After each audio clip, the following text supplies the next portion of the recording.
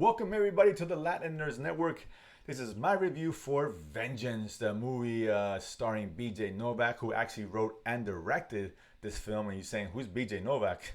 This guy right here, this douchebag, of course, from The Office. Y'all know who I'm talking about. Making his big screen debut in terms of directing. He's got some director experience of some episodes of The Office, of course, and some Mindy, who started Kelly from The Office, go figure. But really, this is his first foray into the big screen affair, if you will.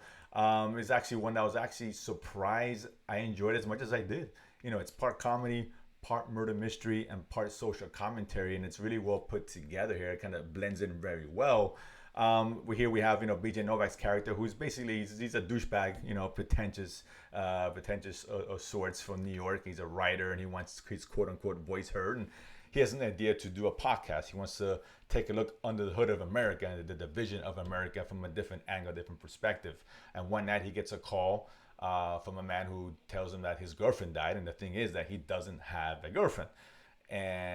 But the girl told told her family that he was the boyfriend. So the brother's calling him saying, hey, she died, come to the funeral.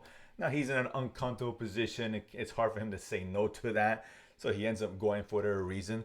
But it ends up being a good thing because now he's inspired and knows exactly how he's going to approach this podcast. The brother who called him out thinks that she's been murdered. So now there's a mystery behind it.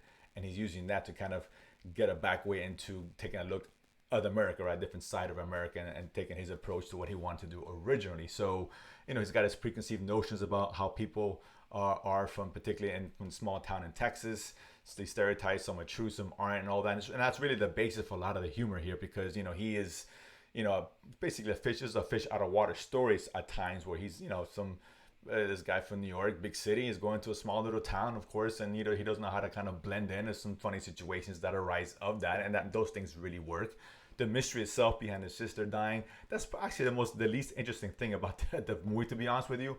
But that's okay because this movie's not really about the mystery. Right? It's that's more of a plot device to get him in motion to come up with this idea for the podcast and kind of embark on this journey of self-discovery. That's what the movie ends up being, which leads down to the point of the social commentary aspect, which I did not expect because it's very intelligent what this movie presents, and him kind of taking a mirror at a society here, and how people will interpret others, and how we care about these people only by snapshots of their lives, whether it be pictures or comments or whatever. I mean, obviously this is the age of social media, so it happens all the time, so it's very relevant to what's going on today.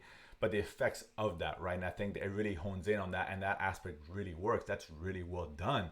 And there's only a couple of missteps in the film because the comedy does work. The social commentary works a little bit heavy-handed, but that's okay. But I think Novak makes a mistake in terms of him telling the story, not giving it enough emotional impact at the end, right? Because the end, I like how the movie ended, but it was missing just a little something to really bring it home. And I think that's the relationship between him and the girl. I thought he could have really made that stronger. You could have really felt what happens in the end have more of an impact. And there's opportunity for him to do that. He just didn't let that take its course, right? He kind of jumped around a little bit of that. He could have spent some time really having some girl that he barely knew, and really get emotionally attached to her, which would have had a lot more impact with what happens in the end. I'm not going to spoil anything, obviously. But that being said, it doesn't really bring the movie down that much because overall, as a comedy, it works. As a mystery, it's okay. But the social commentary aspect really adds an element of good writing and intelligence in a film like this.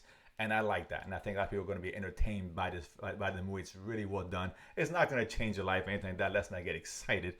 But it's good. It's a good, entertaining film. And again, this is one where you don't go to the theaters. I get it, but definitely make it a point to watch it when it comes out on video streaming down the road. I think it's one of those kind of, I'll say hidden gem. It might not be that word. It might be an exaggeration, but definitely a movie which is enjoyable. You guys can catch either in the theaters or later on at home. So I'm definitely recommending it.